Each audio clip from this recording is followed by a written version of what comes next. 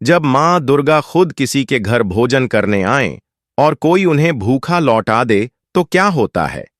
एक सास की कंजूसी ने देवी को नाराज कर दिया, लेकिन फिर कुछ ऐसा हुआ जिसने उसके जीवन की दिशा ही बदल दी। पुष्पा देवी एक शहर में अपने बेटे राघव और बहू प्रिया के साथ रहती थीं। राघव एक अच्छी नौकरी करता था। घर में पैसों की कोई कमी नहीं थी, लेकिन पुष्पा देवी बेहद कंजूस थीं। राघव अपनी पूरी तनख्वाह मां को दे देता था।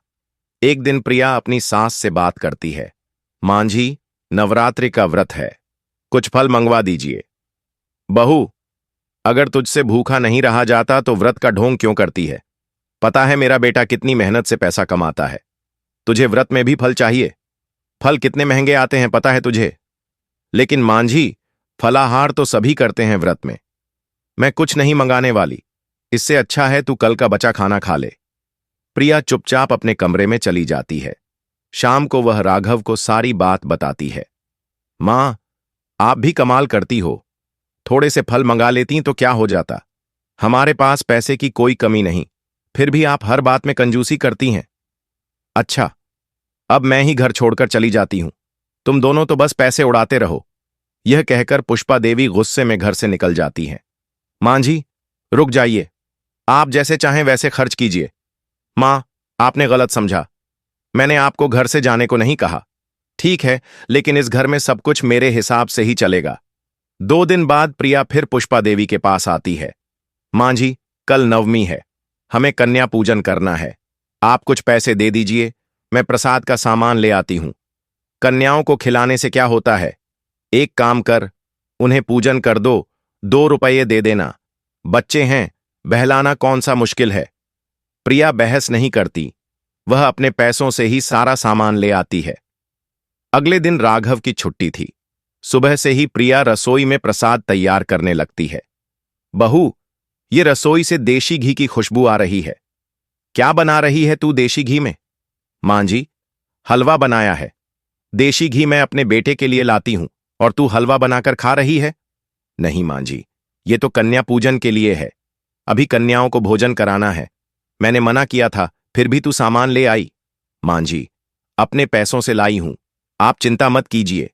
ठीक है, लेकिन मैं ही कन्याओं को खाना परोसूंगी। तू तो सारा खाना खत्म कर देगी। राघव और प्रिया दुखी हो जाते हैं। वे पहले से पुष्पा देवी की कंजूसी से परेशान थे। अब कन्याओं के प्रसाद में भी कटौती देखकर उन्हें दुख होता है। पूरे परिवार ने मिलकर पूजा की।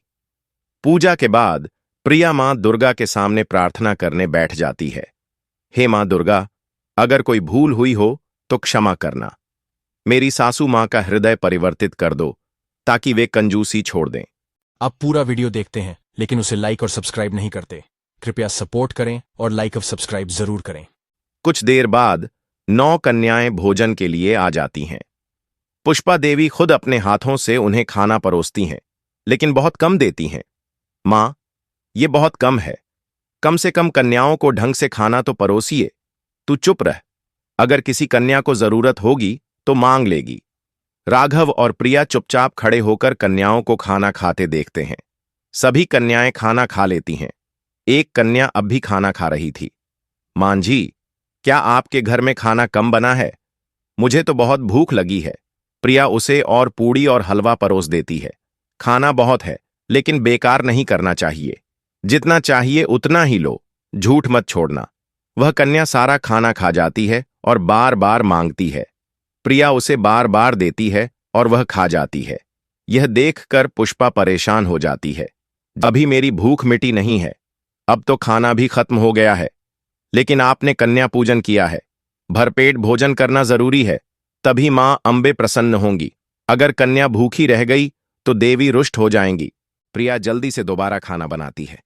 बहू, मैंने तुझे मना किया था कन्याओं को इतना खिलाने के लिए। अब तो सारा राशन खत्म हो जाएगा। मां जी, कंजूसी छोड़कर पूजा किया करो। देवी मां के प्रसाद में कैसी कंजूसी? चुप रह, चुपचाप खाना खा और अपने घर जा। प्रिया उसे और खाना देती है। वह खाकर खड़ी हो जाती है। खाना तो हो गया, लेकिन कन्या को दक्षिणा भी तो दो। कंजूस दादी, हे भगवान, अब इसे पैसे भी चाहिए।